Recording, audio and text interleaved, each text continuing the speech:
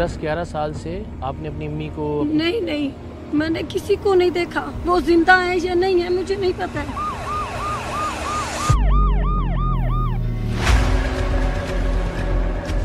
बच्चा बाहर है, इसका बाहर से बच्चा भी देखो। ये मेरा बेटा है। इसको निकालो बेटा। कब लेके आए थे इसको? 11 साल। कितने में खरीदा था? ये मुझे पता नहीं है। किसने खरीदा था? ये मेरे एक मामू है और दूसरे 2 और हैं। जब ईद आती थी तब भी मुझे अपनों की याद आती थी। कहते हैं कि जिसका कोई नहीं होता उसके साथ क्या सलूक होता है भाई, वो मैं जानती हूँ और कोई भी नहीं जानता। 11 साल बाद अगर आपने बच्ची को कभी देखा तो पहचान पाओगे या 11 साल में इतना कुछ बदल गया है कि बेटा ये देखो जो खून होता है हाँ वो पहचान लेते हैं। हाँ। इस ईद पर इससे अच्छा काम और इससे अच्छा प्रोग्राम शायद मुरतब नहीं किया जा सकता था। इस ईद पर टीम सरेआम सही मानों में खुशियां तकसीम करने जा रही है, वो खुशियां जो अल्लाह की अता के बगैर तकसीम करना मुमकिन नहीं। मेरा नाम तायरा बतूल है। मैं पंजाब से अगवा करके ये लाया गया है। मेरी ये हालत है, कोई मेरी कोई मदद नहीं करता है। खुदा के लिए मुझे यहाँ से निकालो। को पता चल गया कि मैंने आपसे मदद मांगी, मुझे मार देंगे ये लोग। मेरा यहाँ भी दम घुटता है। 11 साल हो गए मुझे यहाँ कैद में। मुझे यहाँ से आज़ाद करो, खुदा के वास्ते यहाँ से आज़ाद करो। इससे ज़्यादा मैं कुछ नहीं कह सकती। ना मेरे पास इतना टाइम है कि मैं आप लोगों को और बताऊँ। 25 करोड़ लोगों में से 11 साल पहले अगवा होने वाली लड़की को ढूंढना और फिर उसे उसकी मां से मिलवाना एक ऐसा काम है जिसे उस वक्त तक नहीं किया जा सकता जब तक अल्लाह ने आपको इस काम के लिए मुंतखब न कर लिया हो। टीम सरेआम को अल्लाह की एक बंदी ने फोन किया और बताया कि वो कच्चे के इलाके में कैद एक ऐसी लड़की को जानती है जिसे 11 साल पहले जेहलम से अगवा किया गया था और फिर इसे कच्चे के जराइम पेशा अफराद को बेच दिया गया, जहां इन सरदारों ने अपने एक कारिंदे से इसका जाली निकाह करवा दिया। 11 साल में हर दिन ये लड़की अपनी माँ, अपने खानदान और अपने शहर को याद करके रोती रही। जबरदस्ती की इस शादी में इस लड़की के 3 बच्चों की पैदाइश भी हो गई, लेकिन जिस इलाके में इस लड़की को कैद करके रखा गया था वो इतना खतरनाक था कि लड़की वहां से भागने का तसव्वुर भी नहीं कर सकती थी। 11 साल पहले अगवा करके लाई जाने वाली लड़की ना यहाँ की जबान जानती थी, ना यहाँ के रस्मो रिवाज से वाकिफ थी और ना ही वो इज्जत से ब्याह कर यहाँ लाई गई थी। लिहाजा उसके साथ भेड़ बकरियों की तरह का सलूक रवा रखा जाता। उसकी हैसियत कच्चे के इस गोठ में एक जानवर से ज्यादा की नहीं थी। उसे मार मार कर उसकी हड्डियां तोड़ दी जाती, उसका जिनसी इस्तेहसाल किया जाता, उसे ज़हनी और जिस्मानी अजियतें पहुंचाई जाती, लेकिन वो बेचारी कुछ नहीं कर सकती थी, किसी से कुछ नहीं कह सकती थी, ना यहाँ से भाग सकती थी और ना ही यहाँ पर रह सकती थी। टीम सरेआम से राबिता करने वाली फरिश्ता सिफत खातून ने बताया कि ये लड़की शदीद बीमार रहने लगी थी तो इसे इलाज के लिए नवाब शाह शहर लाया गया और वहीं इस लड़की की दास्तान इस खातून तक पहुंची, जिसके बाद उसने टीम सरेआम से राबिते का फैसला किया। लड़की से हासिल होने वाली मालूमात के मुताबिक टीम सरेआम ने लड़की के वालिदैन का सुराग लगाया। खुशकिस्मती से उसकी वालिदा जिंदा थी। हमने उन्हें ये बताए बगैर कि हमारे पास उनकी बेटी के बारे में मालूमात हैं, उनसे बेटी के अगवा के बारे में पूछा तो उन्होंने जवाब में हमें एक अपील वाली वीडियो रिकॉर्ड करके भिजवाई। अस्सलाम वालेकुम। मेरा बच्चा, मेरा नाम है बल्कीस फातिमा। मेरी बच्ची दा 11 साल तो लापता। बिना में मौला तायरा बतूल, बिना में मौला मेरा बच्चा मेरा पुत्र मन बच्ची मिलायो। मैं कुछ ना कर सकी गुरबत की वजह तो। मैं बच्चे कुरान पाक पढ़ा के अपना वक्त पास कर दी पई। मेरा पुत्र बिना में मौला खुदा नाजर नाजर करके अल्लाह वास्ते दी अपील है, किसी बैन बिरान पता नहीं मां में बिना में मौला मैंने अपनी बच्ची मिलायो। 11 साल तो लापता। मेहरबानी तुहाडी, ਤੁਹਾਡਾ ਬੱਚੇ ਸ਼ੁਕਰੀਆ ਸਾਰੀ ਜ਼ਿੰਦਗੀ ਨਾ ਬੱਚੇ ਲਾ ਸਕਦੀ ਜਦ ਤੱਕ ਜ਼ਿੰਦਾ ਰਹੀ ਹੋ ਨਾ ਬੁਲਾ ਸਕਦੀ तो मेरे पुत्र मुश्किल आसान मेरी करो। 11 साल पहले अगवा होने वाली ताहिरा की वालिदा की वीडियो देखकर दिल खून के आंसू रो रहा था, लेकिन ताहिरा कच्चे के जिस इलाके में अगवा करके रखी गई थी वहां तक पहुंचना और वहां से इसे बाजियाब करवाना आसान काम नहीं था। हमारे इन्फॉर्मर्स की इत्तलात के मुताबिक ताहिरा को अगवा करने वालों पर कत्ल के 40 मुकदमात थे। वो इस कदर खतरनाक लोग थे कि पुलिस भी उस इलाके में दाखिल होने से कतराती थी। सो चैलेंज ये था कि ताहिरा को बाजियाब करवाने के लिए क्या रास्ता इख्तियार किया जाए। खुशकिस्मती की बात यह है कि नवाब शाह में SSP तनवीर तुनियो तैनात थे, जो एक बहादुर और दयानतदार पुलिस ऑफिसर के तौर पर जाने जाते हैं। हम सारा मामला उनके इल्म में लेकर आए और उन्होंने इस मजलूम बेटी को बाजियाब करवाने के लिए अपने भरपूर ताउन का यकीन दिलाया। तनवीर तुनियो जैसे ऑफिसर की मौजूदगी ने हमारा हौसला बढ़ाया और हम सारिम बरनी के साथ कच्चे के इलाके के लिए रवाना हुए। कई घंटे के सफर के बाद हम काजी अहमद पहुंचे, जहां पुलिस की नफरी हमारा इंतजार कर रही थी।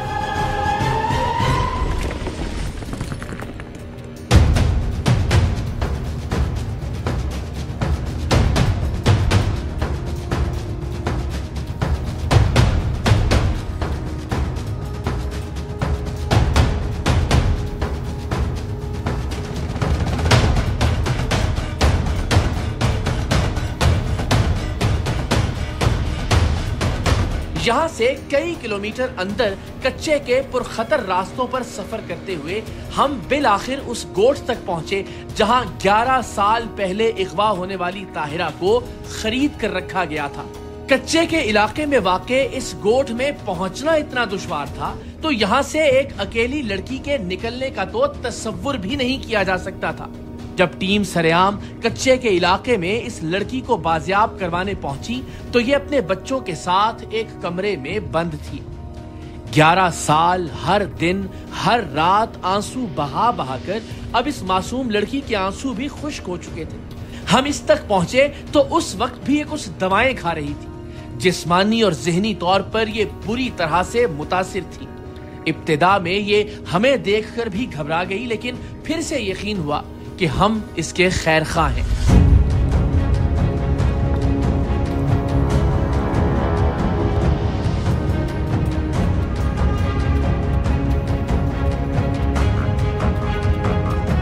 आजा बेटा, इधर आओ। बच्चा बाहर है, इसका बाहर से बच्चा भी देखें। वो लड़का मेरा तरफ। कौन सा बेटा? इधर आओ ताहिरा, आराम से, आराम, तसल्ली तसल्ली। कौन सा? ये मेरा बेटा है। इसको निकालो बेटा। ये तुम्हारा वो है शौहर, ये इसको भी जरा करें जी काबू। ये क्या है?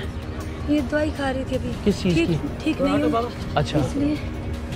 अच्छा बेटा, कितने साल पहले आए हो यहाँ पे आप? यहाँ मुझे 10-11 साल हो गया तकरीबन आए हुए इन लोगों की कैद में। और कौन लेके आया था, कैसे आए? मुझे इन लोगों ने, इनका मामू लतीफ को उसने खरीदा था और इसने भी मेरे 4 बच्चे ज़ाया किए। इसने भी मुझे, मेरे पे इन लोगों ने बहुत जुल्म किया। इसे पानी पिलाओ पहले। पानी दो उसको जरा। बच्चे पानी देखो। आराम से रहो, बिल्कुल आराम से रहो, परेशान नहीं हो बिल्कुल। खा लो पहले पानी लाओ, पानी से पिलाएं इसको। उसने तुम्हें बेचा था यहाँ पे? नहीं, मुझे पंजाब से बेचा गया है। किसने बेचा? मेरे शोहर लोगों ने बेचा है मुझे। हमारे शौहर ने नहीं बेचा है। पहले दवाई अच्छा, पानी पियो। आराम से बस। ये देखिए, इनमें से कोई बंदा, वो लतीफ खोसो का किधर है? वो उसका इधर घर है। होगा अभी घर पे।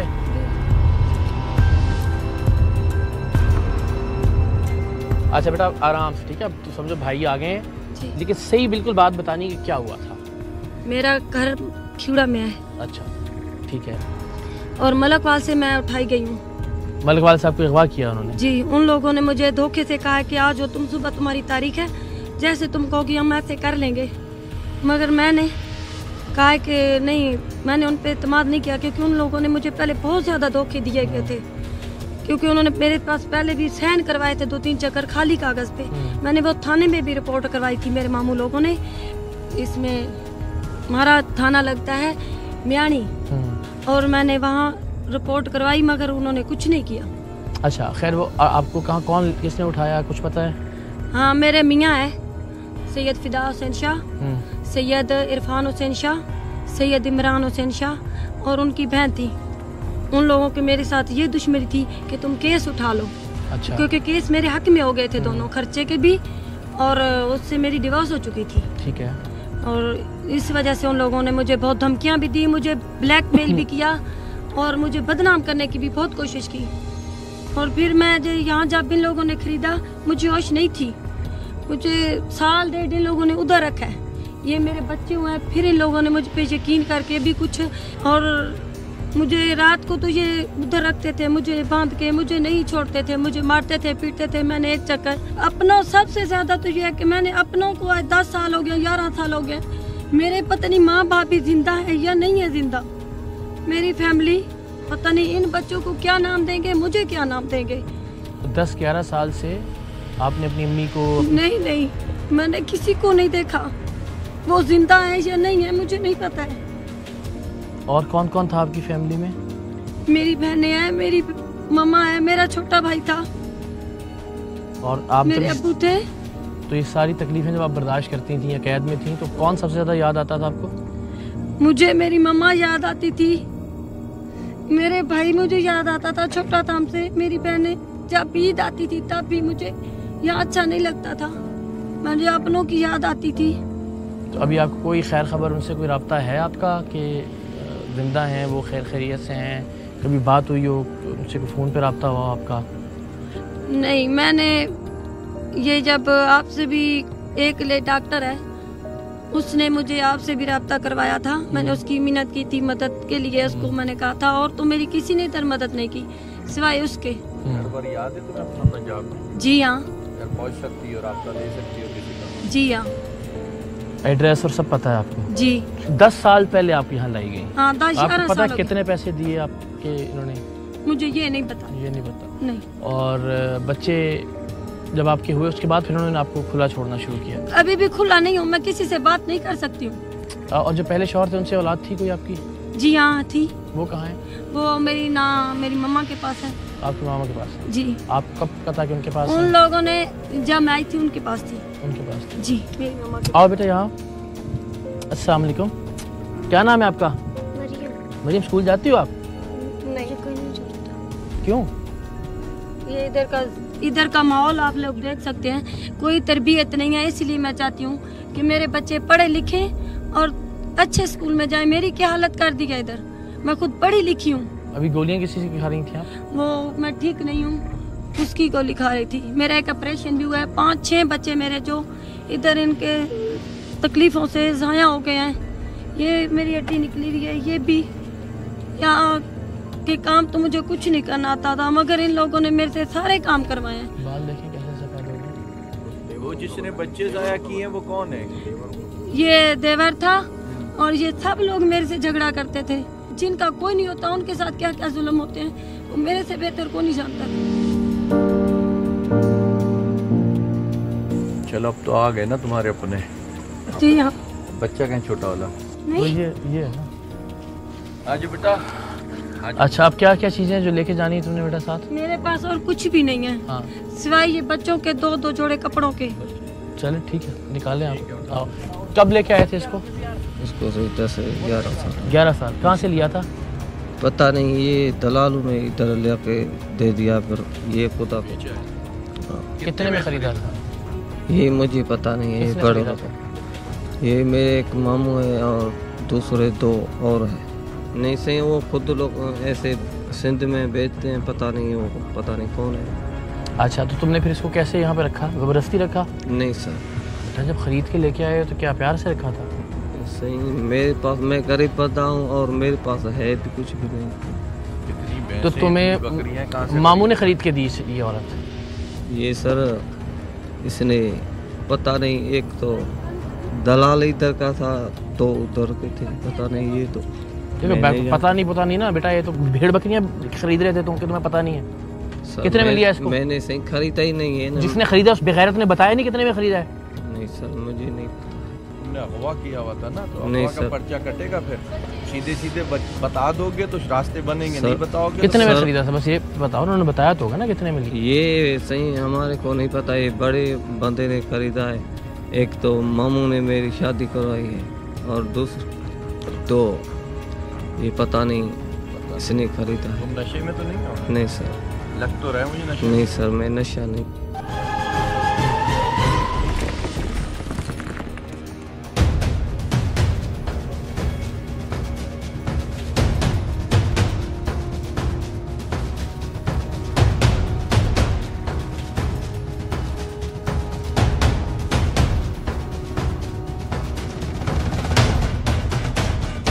गांव का वो वडेरा जो इस लड़की को खरीद कर यहाँ लाया था, जब हम उसके डेरे पर पहुंचे तो ये लोग अपने बिस्तर और जूते छोड़कर भाग चुके थे। शुक्र यह है कि इन्होंने मुकाबले की नहीं ठान ली थी, वरना हमारा वहां से निकलना मुश्किल हो जाता।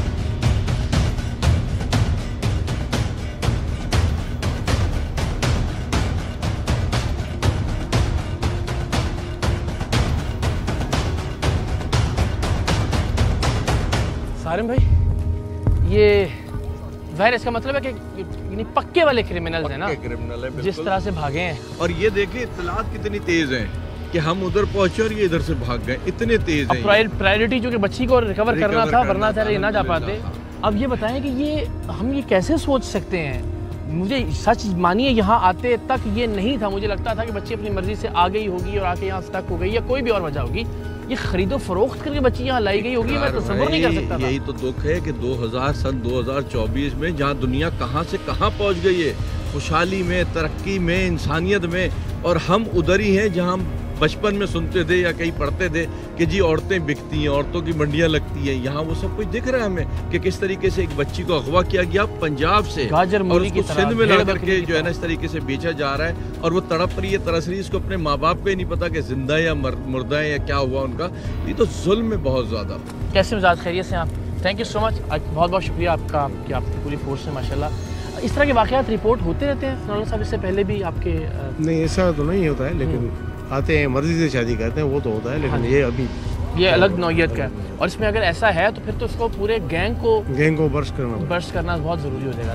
लेकिन थैंक यू सो मच, आपके जवानों ने बड़ी हिम्मत और जवामर्दी से साथ दिया। सलामत रहिए। आइए बिस्मिल्लाह इसको करते हैं। आज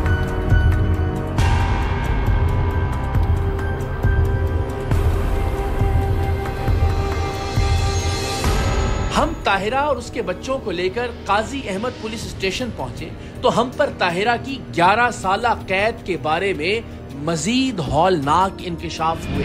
यहाँ 10-11 साल में किसी ने आपको निकालने की कोशिश नहीं की, किसी ने आपसे रब्ता नहीं किया, किसी ने ढूंढने की कोशिश नहीं की? नहीं, किसी को भी नहीं पता है कि मैं जिंदा हूँ या मर चुकी हूँ, किसी को कोई पता नहीं है।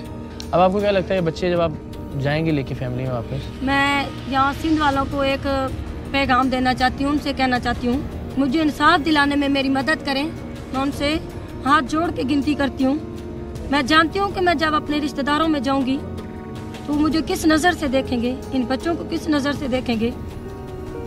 इसलिए मैं चाहती हूँ कि मुझे तोहफ़्ज़ दिया जाए। फिलहाल तो मैं इस काबिल नहीं हूँ कि मैं अभी जाके बातें सुन सकूँ। वालिदा से मुलाकात करना चाहेंगी आप?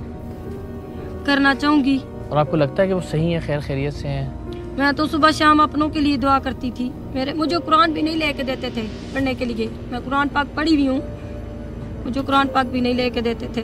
तो इन लोगों के बारे में बताएं ना, ये आपके शौहर जो है, ये क्या शौहर तो खैर क्या कहना है इस बेगैरत को जिसने आपको ख़रीदा था, ये क्या काम क्या करता है? ये मजदूरी करता है। मुझे तो ये भी नहीं पता था पहले 5-6 महीने के मैं सिंध में हूँ या पंजाब में हूँ। और एक दिन मैंने रो रही थी, मैंने कहा मुझे खुदा के लिए छोड़ो, मुझे अपने पंजाब वतन जाना है। और मैं एक दुआ करती थी कि मैं या अल्लाह मैं अपने पंजाब में जाके मरूं, सिंध में मैं नहीं मरूं। और मुझे ये भी डर लगता है शायद मेरी फैमिली सैयद खानदान से है, शायद इन बच्चों को मेरे को कबूल नहीं करें, क्या नाम दे मुझे, ये भी मुझे डर लगता था दिल में। ये जो जिसने आपको ख़रीदा था इसका क्या नाम है? लतीफ़ खोसो इसका नाम है। ये क्या करता है? ये जिम्मेदार है, ये खेती बाड़ी करते हैं ये लोग। कैसा इंसान है? ये देखने में तो 5 वक्त का नमाजी है, मगर दिल का इतना खराब है जो रब भी जानता है इसका। अगर इसको इतना ख्याल आता, 5 वक्त नमाज पढ़ता है, लेकिन आपको खरीदा और खरीद के इसने आगे इसको दिया आपने? इसको दिया, मगर इसने ये नहीं सोचा कि मेरी भी बेटियां हैं, ये भी किसी की बेटी है। मैंने यहाँ तक इनकी मिन्नत की है, मैंने कहा देखो मुझे तुम लोग छोड़ दो, मुझे आज़ाद कर दो, मैं तुम लोगों के साथ कोई केस नहीं करूँगी, कोई कुछ नहीं करूँगी, मुझे अपनों से मिलने की इजाज़त दे दो, मैं अपनों को मना लूँगी। मगर फिर भी इन लोगों ने मुझे नहीं छोड़ा। सबसे पहले अपनी बेटी से मिलना चाहेंगी या अपनी वालदा से? बेटी तो आपकी 15 साल की हो गई होगी, अगर वो सेहत सलामती के साथ जिंदा हुई तो। जी। तो उससे मिलना चाहेंगी या अम्मी से मिलना चाहेंगी? पहले मैं अपनी बेटी से भी देखना चाहती हूँ, मैंने उसको आज तक नहीं देखा है, और अपनी अम्मी को भी देखना चाहती हूँ। मेरी मम्मा बेचारी बहुत भोली सी हैं, वो कुछ भी नहीं जानती हैं, बहुत सीधी सादी हैं। बेटी की कोई तस्वीर, कुछ नहीं पता चला कि वो कैसी है, उसके बारे में क्या सोचती हैं? अब कितनी बड़ी होगी, क्या कर रही होगी? ये तो मुझे पता है कि उसकी नाना उसको कभी नहीं छोड़ेगी उन लोगों को। अब ये नहीं हो सकता कि तुम्हें ना पता हो कि ये किसने खरीदी थी और कितने में खरीदी? जी। कौन खरीद के लेके आया था उसको? सही ये मेरे को पता नहीं है, बाकी मामू ने मना किसी दलाल को कहा था। अच्छा। वो इधर लेके आया था, उसको मैं नहीं जानता हूँ। मामू तो मेरा नाम लतीफ़ है। मामू का क्या नाम है आपके? लतीफ़। लतीफ़ जी। अच्छा, तो आपने मामू को बोला था कि मेरी शादी करवाओ? नहीं, सही उसने कहा था अभी आपकी उम्र बड़ी होती जा रही है। अच्छा। आपका घरवाली देख के शादी कर। ठीक है। ठीक है, और कुछ नहीं। तो फिर वो एक दिन इसको ले आया? ये नहीं ले आया, दूसरे ले आए। सही दूसरे ले आए इसके पास ना? ये तुम्हारे पास लेके आ गया? घर पे ले आए थे इसको? जी हाँ। तो कुछ पता नहीं कितने पैसे दिए इसके बदले में? ये सर मुझे पता नहीं। बताया तो होगा ना उसने? ये तो कहता रहे पता नहीं, इसको 1.5 लाख खन में मेरे ख्याल से। 1.5 लाख? हाँ, मैंने ऐसे सुना है, उसे बड़ों से हम पूछते नहीं है। अच्छा। जी हाँ। तो ये इससे पहले भी और भी फैमिली में इस तरह होता है लड़की खरीद के शादी करने का? सर एक पहले भी आई थी जो उसने 12-13 तकरीबन बच्चे पैदा किए हैं।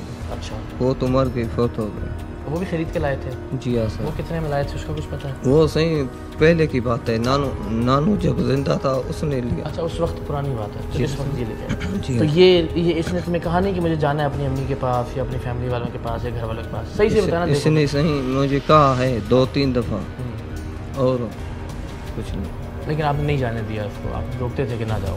अच्छा, ये तुम्हें तो पता था ना, समझदार आदमी हो तुम, कि इस तरह से खरीद कर ला के तो निकाह नहीं होता ना? वो तो सही नहीं होता है, हमारे बहरारी के हिसाब से हम तो ऐसे शादियां करते हैं।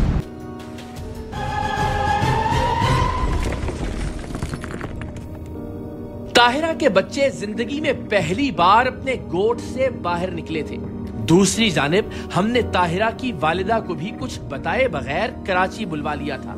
ईद से एक रोज पहले वो ARY डिजिटल की शान रमजान ट्रांसमिशन में नेकी सेगमेंट की मेहमान बनी। एक माँ ने अपनी बेटी के बगैर 11 साल कैसे गुजारे, ये सुनकर रूह कांप जाती है। कितने साल हो गए आपकी बेटी को? बच्चे तो 11 साल हो गए। कुछ पता चला कि कौन ले गया? नहीं बेटा, हमें कुछ मालूम नहीं है, कुछ हमें पता नहीं है, मैं कहाँ गई या कहाँ नहीं गई, मुझे कुछ पता नहीं है। माएँ तो सोचती है ना कि पता नहीं बेटी ने कुछ खाया होगा। ये तो हकीकत बात है, सही बात है। औलाद जो होती है वो बड़ी अहम चीज़ होती है। ये खुदा की मर्जी थी, ऐसा था हुआ जो बन गया। माँ तो शाम को सोती है तभी बच्चों के ऊपर कपड़ा डालती है, मच्छर ना लड़े। और 11 साल में कोई खबर नहीं आई? नहीं बेटा, कोई खबर हमें नहीं, कुछ भी नहीं हमें पता। मर गई है, किधर गई है, कहाँ गई है, हमें कुछ मालूम नहीं। फिर हम गरीब लोग थे, छोटे छोटे बच्चे थे, अपने भी थे, ये भी थे, इनको पाला, कुरान पाक पढ़ा के बच्चों को पाला। और आपकी रिहाइश? हमारी रिहाइश खीवड़ा में है। जेलम? जी हाँ, जी हाँ, जेलम में।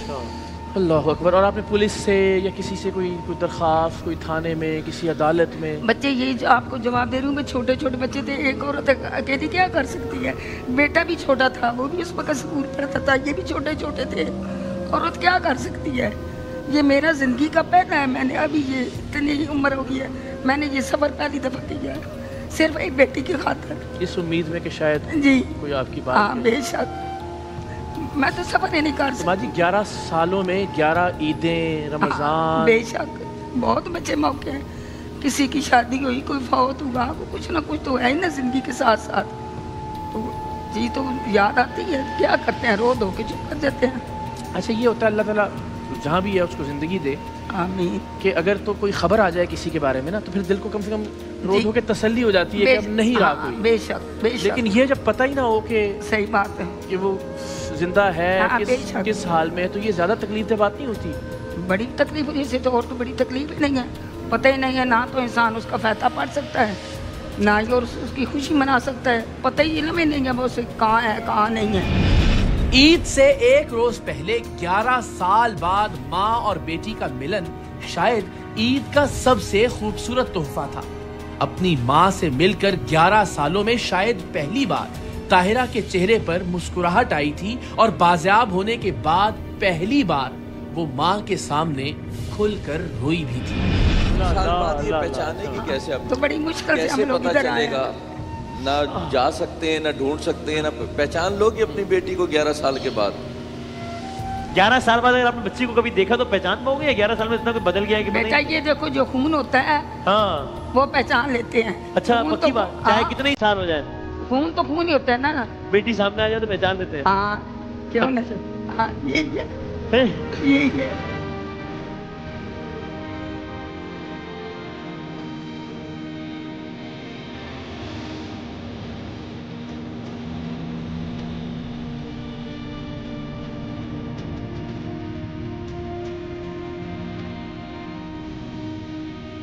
ग्यारह साल बाद और 11 साल पहले इसे अगवा करके बेच दिया गया था। आज 2024 के पाकिस्तान में ठीक है, खुश हैं आप? हाँ बेटा बहुत खुश हूँ, अल्लाह ताला आपकी जिंदगी करे, अल्लाह ताला आपको इस ईमान में रखे, अल्लाह ताला आपको खुश रखे। इधर आओ मेरी बहन, यहाँ यहाँ जाओ यहाँ जाओ। वरना ये रो भी नहीं पा रही। ये मेरी सबसे बड़ी बेटी थी। अच्छा हाँ ये सबसे बड़ी थी। इन्हीं की बात कर रही थी अभी आप? हाँ? ये मेरी सबसे बड़ी थी। आखिरी मर्तबा देखा था तो कितने साल की थी ये? बस शादी के बाद इसके यही 4 बच्चे थे ना, तो फिर ये चली गई थी, अगवा होगी, मुझे नहीं पता किधर गई किधर नहीं गई। तो उसके बाद 11 साल के बाद आज फिर मिली। 11 साल के बाद 11 साल के बाद। और आप समझिए कि कैफियत अभी तक स्टेट ऑफ शॉक में समझ नहीं आ रही है क्या है, बोलना क्या है, अभी कहना अल्फाज क्या की है। फॉर्मेशन में भी इनको प्रॉब्लम है, क्योंकि समझ नहीं आ रही कि हुआ क्या है ये। तो अभी मुझे इंसान सकते ही अभी वाली कैफियत में कि जहाँ बोल नहीं पा रहे हैं, आंसू सही से निकाल नहीं पा रहे, कुछ नहीं पता, अभी आहिस्ता आहिस्ता चीजें इंशाल्लाह जाएंगी। लेकिन जज़ाकल्लाह एक बार फिर बहुत बहुत शुक्रिया। नेकी सेगमेंट का शानदार रमज़ान 2024 का इससे अच्छे अंदाज से इख्तिताम नहीं हो सकता था।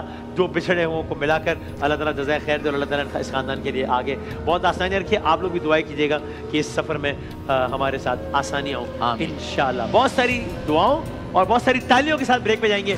शानदार रमज़ान 2024 नेकी सेगमेंट का यहाँ पर होगा। तो जिन्होंने मिलाई है अल्लाह पाक उन्हें खुश रखे इस माह रमजान के साथ। नाम लेके दुआ करते हैं, सारे भाई हैं बस ये हमारे सब मैं तो सब के लिए बच्चे करती हूँ, जो भी अच्छे काम करता है इंसान जो अच्छा करता मुझे बताएं ना जरा, अब जरा 11 साल आपने गुजारे जी। एक मौका होता है जहाँ सबसे ज्यादा याद आई हो, बंदे का बस ना चला हो पे। बच्चे जब इंसान खाना खाता है ना तो इंसान तभी याद आता है। ये जरूरी नहीं है कि शादी हो तो आए, ईद हो तो आए, कहीं को फौतगी हो तो आए, नहीं। जब इंसान रोटी आगे रखता है ना तो याद आ जाती है। इनमें से तो एक नहीं है। दुनिया से चला जाए तो फिर तो पूरा हो जाता है, भाई वो दुनिया से चला गया। तो जिंदा हो तो उसका ये भी पता होता है शायद जिंदा, शायद मर गई। ये भी आगे मैंने यही कहा है, मैं कभी दुआ मांगती थी उसके लिए भाई उसकी कब्र आसान हो जाए, तो कभी कहती थी या बारिक ताला शायद ये दुआ ना हो ठीक, मेरे मालिक आप नहीं बताने में क्या होगा मेरे साथ। और कोई ऐसा मतलब आपने उम्मीद छोड़ दी हो कि अब नहीं? अब बच्चे छोड़ दी थी, रोने के बगैर और कुछ भी नहीं था।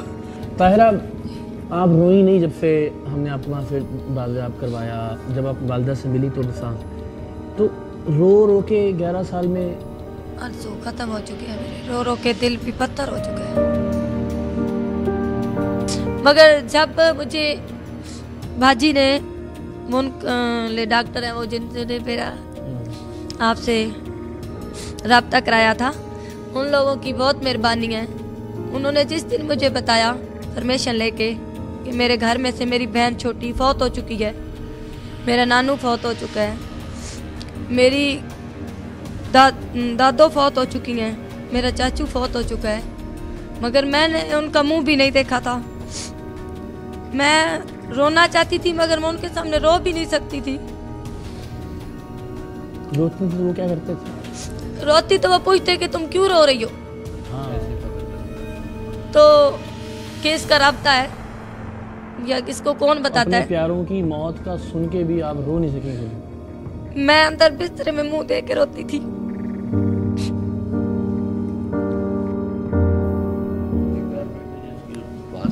बात याद आ गई। वो याद है जो आप लियारी से जो निकाल के औरत को छोड़ के आए थे, उसकी माँ के मुंह में नवाला था और वो ऐसे ही मुंह खोल करके जरा चिमटी दी उसको। वो जो कह रही ना खाने के वक्त, और बड़ी अच्छी बात कही इसने कि ईद बकरीद पे ही नहीं याद आती है, जब जब माँ खाने बैठती है ना तो अपनी एक एक औलाद को याद करती है वो। और मैं तो कहता हूँ वाकई माँ माँ होती है कि हम हैरान हो रहे थे कि 11 साल कैद में रही है, 11 साल, और बोल भी रही है, थोड़ी सी रूहानी सी हो रही है, पर इसकी आंखों से आंसू नहीं गिर रहे। लेकिन आज अपनी माँ को देख के जिस तरीके से रो रही है, इसकी आंखों से आंसू निकल रहे हैं ना, मैं हैरान हूँ कि अल्लाह ने क्या रिश्ता बनाया है माँ और औलाद का, जो है ना। जाना चाहती हैं, रहना चाहती हैं? मैं जाना चाहती हूँ माँ के साथ। हाँ। क्यों जाओगे? हाँ, नहीं अभी जाना देना। ठीक है, आपके पास ही नहीं जी, अल्लाह ताला खुश रखे आपको, आपके लिए भी दुआएं। और वही बात कि आपने वैसे भी बड़ी हिम्मत वाली हैं, आप बड़ा मुश्किल वक्त काटा है, लेकिन अब इंशाल्लाह हम सारे साथ हैं, अब सारी मुश्किलें आसान हो जाएंगी, जो भी प्रॉब्लम होंगी, जो तकलीफें होंगी। सारिम भाई, बड़ी खुशी है कि 2 बर्बाद हुए हुए घर कहा जाएगा, क्योंकि दोनों एक दूसरे के लिए ना फातिया पढ़ पा रहे थे, ना दुआ कर पा रहे थे। उसको भी नहीं पता था कि मेरी माँ किस साल में होगी, मेरे भाई बहन किस साल में होंगे, मेरे बच्चे, और ऐसी ही माँ का था। तो शुक्र है आज कि सब बैठे हैं आपस में और जिंदा है साथ। अल्हम्दुलिल्लाह। मैं ये समझता हूँ कि ये काम वो काम है कि जिसे जब तक अल्लाह की ज़ात न करवाना चाहे आपसे, या परवरदिगार किसी को मुंतखब ना कर ले, तो ये नहीं मुमकिन कि आप 25 करोड़ इंसानों में से किसी एक शख्स को ढूंढ पाएँ, और ऐसी जगह से जहाँ पुलिस जाने से, कानून नाफिज करने वाले इदारे जाने से घबराते हैं। एक माँ की फरियाद आप तक पहुँचे और वो कहे कि मेरी बच्ची 11 साल पहले अगवा हुई थी, कुछ पता नहीं कि वो कहाँ है, और अल्लाह की ज़ात वो वसीले और ज़रिए बना दे कि जिसके ज़रिए आप उस बच्ची तक भी पहुँच जाएं और उस बच्ची को ईद से एक दिन पहले उसकी माँ से भी मिलवा दें। और अल्हम्दुलिल्लाह ये इस बार ये माँ भी ईद पर नहीं रोएगी, खुशी के आंसू ज़रूर हो सकते हैं, और ये बेटी भी जो कि अब खुद भी एक माँ है, ये भी इंशाल्लाह ईद अच्छे से गुजारेगी।